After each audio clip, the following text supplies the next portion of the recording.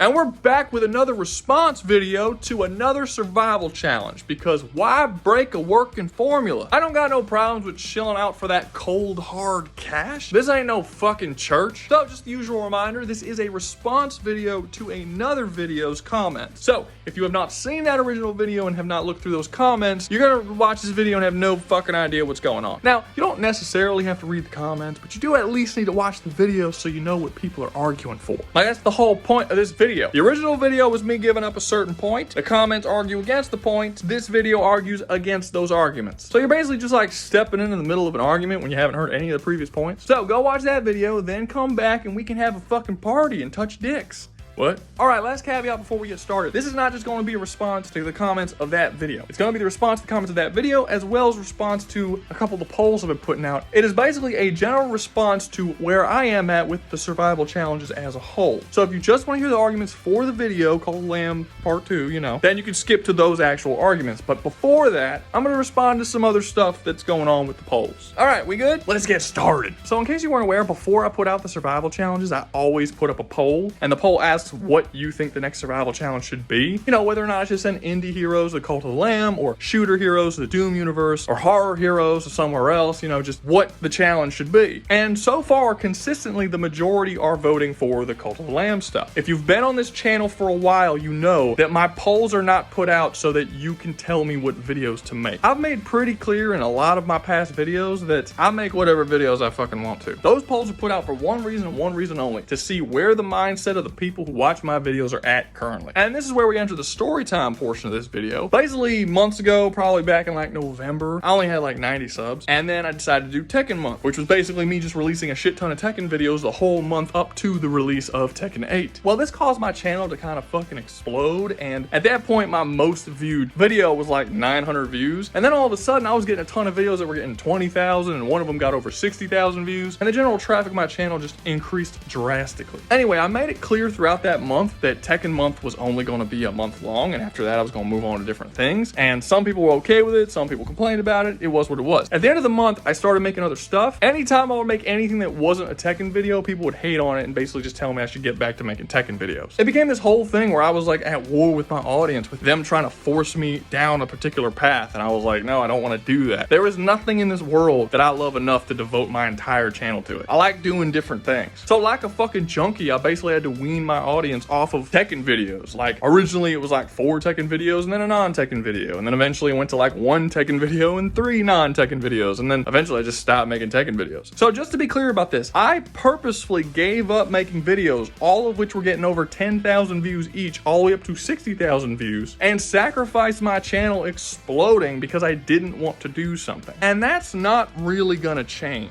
So while I really like making these survival challenge videos, I'm not just gonna make survival challenges about Cult of the Lamb, regardless of what you guys vote on. I'm not putting myself in a situation where every single person who views my videos is coming here specifically for one thing, and then they jump down my fucking throat anytime I don't do that one thing. I went through it once, I'm not going through it again. So I'm gonna make survival challenge videos, but you gotta let me make survival challenge videos of different genres, different locations, different characters. I can't just stick to indie characters and Cult of the Lamb. I'll keep doing that, like I'll do part 7, part 8, part 9 of the Cult of the Lamb ones, but I also need to do other ones too. You gotta let me spread my wings and fly. Cause look, I got a bunch of different series that I gotta make more videos for. I'm gonna keep making the Forgotten Beauties of Comics videos. People really love those. I'm in the middle of making a Golden Year of Fighting Games Part 3 video that I put on the back burner so I could do these survival videos. I'm going to eventually go back and finish that. Anyway, that's all I wanted to say about that. I'm not gonna have it take up this whole video. I just wanted to be transparent with y'all and let you know that there will be other types of survival stuff. It's not just gonna be Cult of the Lamb and indie stuff. However, I will say the next video will probably be a part 3. But then after part 3, I'll start going into other genres, and then I'll eventually track back into Cult of the Lamb stuff. So that's basically the plan right now. Comment below, let me know what you think, all that different kind of stuff. All right, now let's get into the actual arguments. All right, so first up, there were a couple more arguments that were brought up against the Lamb. Well, when I say a couple, it's really just one argument, but different variations of the same argument. It's all about transmog. So let's get to that. First, I had a couple comments saying that I'm dipping in the transmog well too much. Like, I keep killing all the characters by having the Lamb use transmog on them, and that's a cop-out, and it makes the conversations boring and all that different kind of stuff. And I'll be honest, I don't get this one. I've had 11 characters go through this survival challenge, and only 2 of them did I mention transmog. And one of them I mentioned there were other ways to kill him other than transmog. Transmog was just one of the ones I mentioned. So what, 2 out of 11? What's that, like 18%? It's a little high, sure, but you're exaggerating if you think I'm dipping in it way too much. It's not like I'm killing half the fucking roster with transmog. What I think is happening here is that I've killed off the 2 most popular characters with transmog. Hollow Knight and Hades are by far the 2 most popular games that I have put on here, and I killed both of them using transmog. Chances are pretty high that people are coming to watch my video and skipping directly to seeing just their sections and then just leaving and not watching the whole video, because I don't really see how you would get that I'm using it too much. I mean, even with Zagreus, I said that he would likely be killed just by being hit, not necessarily by having transmog used on him. So it's not even like transmog was my only win con for that character. The only character who had it as his only win con was the Knight. And just to be clear here, I'm not discussing Hollow Knight anymore in this video. If I do make another video discussing it, I'll just straight up do the Lamb versus the Knight, who wins, and just do a breakdown of both characters. So the next argument for the Lamb, which is also just transmog, they were saying that because the transmog can't work on bosses or the gods, that means it can't work on anybody else. I've sort of touched on this. I said that just because somebody is a god in one universe doesn't mean another god from another universe is immune to the same thing that they're immune to. But then they were like, okay, well, what about the bosses? You said these characters are strong enough to beat the bosses, but the bosses can't be transmogged, but then you say they could be transmogged. Yes, because hacks has nothing to do with strength. That's the whole point of hacks. It's something that you use that can bypass a character's strength or durability. So a character can come up and one-shot one of the boss monsters and still be killed by a hack so that that boss monster can resist. That's the whole fucking point of hacks. That's what it does. And not that it actually matters, but the reason why the bosses are resistant to all the same stuff that the gods are is because in the lore and in the game, the bosses are just basic bitch cultists who are super loyal and granted a fraction of the bishop's power. They're not just giant monsters found in the forest. The reason why they have some of the powers the bishops have is because that is the bishop's power. It makes sense in lore why they would be resistant to all the same abilities that the bishops are resistant to. So the argument that I've read like 10 times where the bosses resist this thing, so this thing shouldn't work on my character, doesn't make any fucking sense. Your character isn't the boss. Your character's a totally different, totally separate being. Does he resist transmog in his game? If the answer is no, then he doesn't resist it here. It's a super simple concept. But people constantly try to find workarounds that are completely irrelevant. Like transmog won't work on this character because he doesn't have a soul. It won't work on this character because he's a shapeshifter. What the fuck does any of that have to do with anything? Transmog turns one being and the properties of what that being is, armor, weapons, items, everything, and turns them into a little fucking bug critter that crawls around. That's what transmog does. How does him being a shapeshifter or any of that have anything to... You're turning one thing into another thing. Oh, he's a shapeshifter, so if you turn him into a spider, he could just turn back into what he was. No, because he's no longer has the properties of what he was before. It's not like Beast Boy and you're forcing Beast Boy to turn into a spider and then Beast Boy could turn back into a human. You're altering the properties of what that person is. They're no longer a shapeshifter. They're no longer made of the same substance or have the same DNA that they did before. They essentially cease to exist and now they are a regular little bitch bug like every other bug that crawls on the ground. You have deleted their existence and created a new being that does not have the same properties as the old one. That is what transmog is. That's its very concept. Alright, on to Dead Cells. We're skipping Don't Starve because honestly Don't Starve didn't have any arguments. They were super chill about it. Really cool fan base they got over there. Really the only argument that I saw more than once was that people said that I got the Beheaded's personality wrong and that he would not act the way I said he acted on the island because he's actually not a good person. He's kind of a piece of shit, an asshole, and you know, he would not be a hero that would try and save people. That was like the whole thing. Well, for one, I never said he was a hero that tried to save people. I said he hated cruelty and corruption and his goal was to change the world, which it is. That is the main point of the game. As far as him being a shitty asshole who only cares about himself and just wants to escape the prison and that's his main character in Dead Cells, I would ask, did you only play like the first half of the game? Because no, that's not what, I mean, yeah, that is at the beginning, that's his whole thing, but he shows multiple times throughout the game to hate cruelty and corruption. Like there's a scene where he goes into a lab and sees that people are being experimented on and he shows genuine anger for that. There's a part where he sees a dead person who was infected by the malaise and he's like really mournful that that person had died. Throughout the game, he sees what the corruption and the malaise is doing to everybody and it really fucking bothers him. By the end of the game, he could just leave the prison and be done with it, but he specifically chooses to go after the king, and in his own words, he wants to kill the king because he thinks it will bring change to the world. So I don't understand when people are saying that he's just a piece of shit. He is for like half of it, but he goes through a whole character arc. I'm not saying by the end of the game he's a hero or like not a piece of shit, but I didn't say any of that in the actual video either. All I said was he hates corruption and cruelty and he wants to change the world. And both of those things are true. Now, if you want to put forth the argument that even after the end of the game and he goes through that arc, he still wouldn't do what I said he did for whatever your reasoning is, that's possible. You can come up with an argument like that. But the argument that people gave that he's just a shitty person who would never do anything like that, and there was nothing in the game that would make me believe he would do that, that's just not true. Disagree with me all you want and think he would do something else and give me some good arguments for it. But, you know, you gotta pay attention to the story and the character arc that he goes through first. All right, next up is Zagreus, and there wasn't even really much of an argument for him. It was mostly just a correction, and it's a correction that I'm gonna touch on now. Basically, people were saying that if Zagreus leaves Hades, he dies automatically after a short amount of time because of his connection to Hades. He is destined by fate to be in Hades forever, and if he goes against that fate, he dies and it brings him back to Hades. I know, I'm aware of this. I completely ignored it for the video on purpose. Honestly, it's pretty easy to explain away. The Cult of the Lamb universe is a completely different universe than the Hades universe, so you can pretty easily argue that when Zagreus goes into a different universe, the whole fate and link to Hades is severed because he's no longer within the same universe. Boom, it's done, not an issue. But in reality, I just ignored it because that just makes the topic impossible to cover, you know? So I just didn't worry about it. Now, there were some people saying that I should have taken the chick from Hades 2, and the lore in Hades 2 is like way better and has like way more impressive feats and better hacks and all that different kind of stuff. And the simple fact is I haven't played Hades 2. I don't even think Hades 2 is out. Isn't it in like early access or some shit? So yeah, I might as well tell you while I'm here. I'm not gonna talk about information that's released in trailers or early access or any of that in any of these universes. I'm only gonna talk about shit that's already out. So for instance, Cult of the Lamb has a DLC that's coming out later this month, I think. Might be next month. Doesn't matter. Anyway, this DLC introduces co-op to the game, and it's gonna introduce a new character named the Goat, who is going to canonically exist on the island and have all the same powers and abilities as the Lamb. So it's basically gonna make the island twice as difficult to deal with. I knew that before I made part 2 of this series. The reason why I didn't use it is because that DLC isn't out yet, and we don't know what is in it. We just know that it's coming. So once that DLC does come out and I play it and I see exactly what they added, I can then add that into these videos. But until it is officially out, I'm not really gonna touch it. Same thing goes for everything else. I'm not touching any of the stuff in Hades 2 because as far as I know, Hades 2 isn't actually out yet. I could be wrong. I think it's in early access. I'm pretty sure. All right, lastly, we got Skulls of Shogun, and we got an argument as well as a correction that I need to make because there was something about it that I was just straight up wrong in. So I'll bring up the correction first. In the video, I brought up the possibility that Akamoto's units could possibly revive him using the shrines since he can also revive them, meaning that essentially he can never die because they can all just keep bringing each other back from the dead. The only way to actually deal with them is to kill them all at the same time as well as destroy all their shrines so they can't bring anybody back. So it was brought to my attention that that is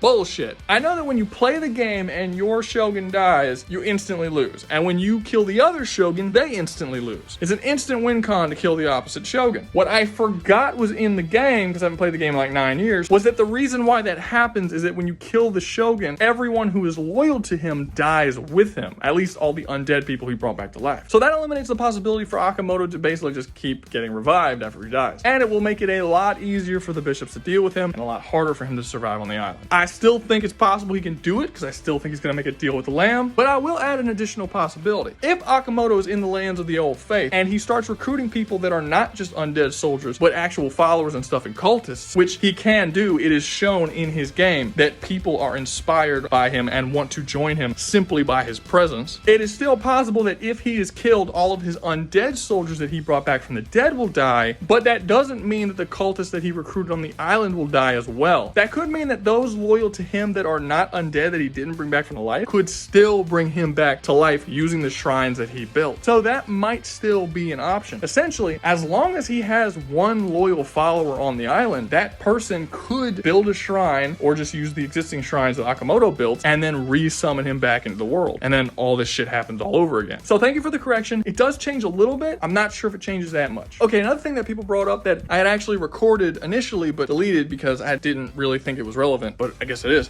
that people were asking that basically if the Shogun eats the skull of, say, the bishop, would he just get all the powers of the bishop and then essentially become a god on the island? And if he can eat the skulls of all 4 of the bishops and then a ton of different cultists with magic and stuff, could he eventually raise his power high enough to take on the Lamb? And the answer to that question is I don't know. So in the game of Skulls and the Shogun, nobody whose skull he eats really has powers. The spirits have powers, but you don't eat the skulls of the spirits because once you kill them, they just vanish. They don't have skulls. The undead soldiers you can eat the skulls of don't don't have any special powers. Eating their skulls makes him stronger, faster, more durable, just generally more powerful, but it doesn't give him special powers. There's only one character in the whole game that's shown to have powers. That's the Shogun of the Dead, who Akamoto eventually kills and eats the skull of, but after he eats his skull, the game's over. We see Akamoto gets tremendously more powerful. He starts like shooting lightning out of his eyes during his transformation, where like his eyes glow white just like that old Shogun did and shit. But we don't actually see him use any powers once he does that. So it's unclear if eating the Shogun's skull gave him all of his powers, or if it just increased his general strength and power that he has like tenfold. We don't know. I think because he started like shooting lightning out of his eyes and then he burped and it like shook the whole fucking mountain they were on, and he couldn't do that before. I think you could probably assume that yes, he copied all of his powers, but it is unclear. Also, I don't really think it would change that much. In the lore of Cult of the Lamb, the one who waits took on all 4 of the bishops at the same time, and they couldn't beat him. They could only seal him in this prison dimension. They even say that if he escapes, they will not be able to beat him this time because he's going to know about the whole prison dimension sealing thing, and they just won't be able to do it a second time. He'll figure it out. And the Lamb defeated the one who waits and is now considerably more powerful. The mystic trader who shows up, who's like a higher being from like a higher dimension, who like is above all of the other gods, he straight up says that the Lamb's one of the most powerful gods he's ever seen, or one of the most powerful little gods, as he calls them. So it's unlikely that if Akamoto eats all the skulls of all 4 bishops, that he would be powerful enough to take on the Lamb even with that extra power. Now, he'll be physically more powerful than the Lamb, because that power will just keep increasing and increasing and increasing. But he doesn't have nearly as many hacks or powers as the Lamb does, and he's not as hard to kill as the Lamb is. So a fight between them at that point would be the Lamb basically getting his ass kicked physically, but completely dominating through hacks. And the hacks is just better. I mean, Shogun cannot kill the Lamb through physical force. He's a god of death. Even if he succeeded somehow, he'll just keep coming back. He won't really solve the problem. So again, while this is an interesting addition to the conversation, it's not going to change the outcome, where I still think Akamoto gets through the bishops via teaming up with the Lamb, but then just never quite gets powerful enough to take on the Lamb.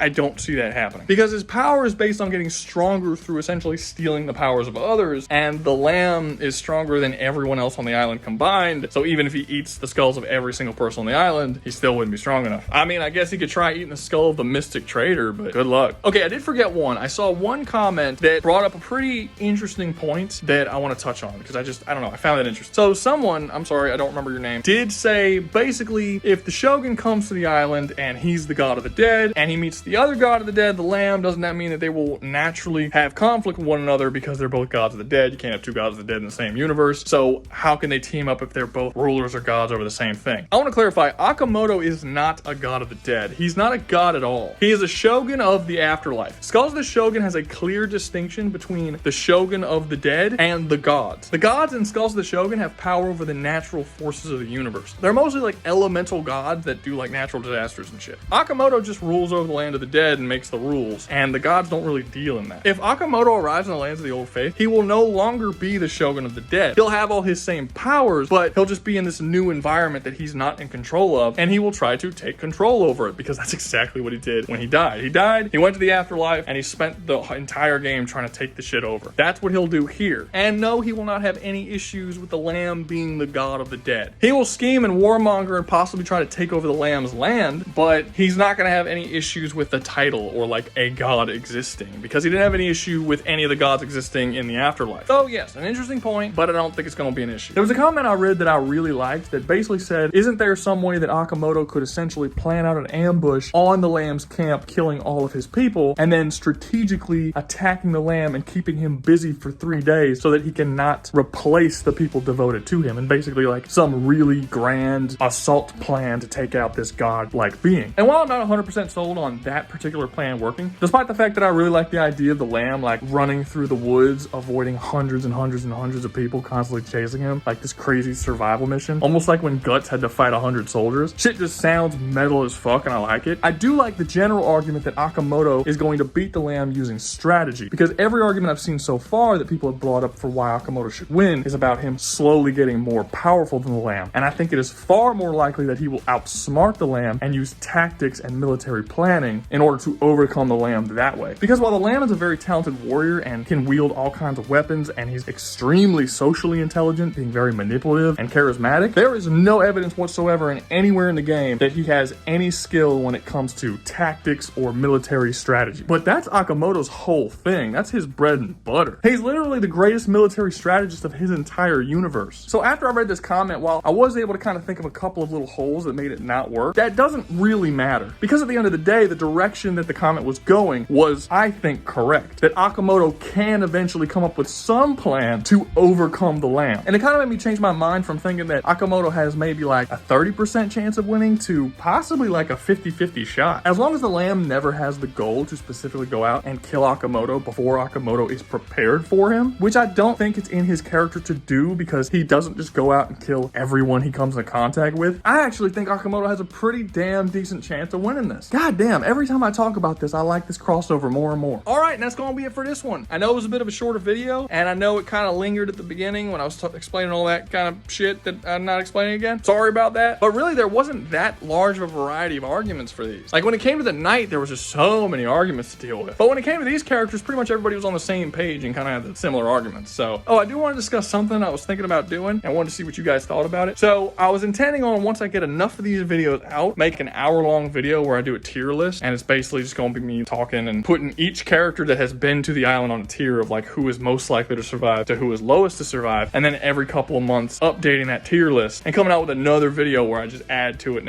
and you know, just build a tier list of what indie characters are most likely to survive this scenario. And when I do start doing other survival scenarios, like can these shooter characters survive in the Doom universe, I'll have a part 2, part 3, part 4 of that as well, and I'll make a tier list about that too. So, you know, just tell me what you guys think of that, because I thought that could be a really cool idea and sort of keep shit fresh, you know? Anyway, let me know what you think, and if you enjoyed the video, please like, subscribe, sub, all that cool stuff. And always remember, y'all stay safe out there, you hear?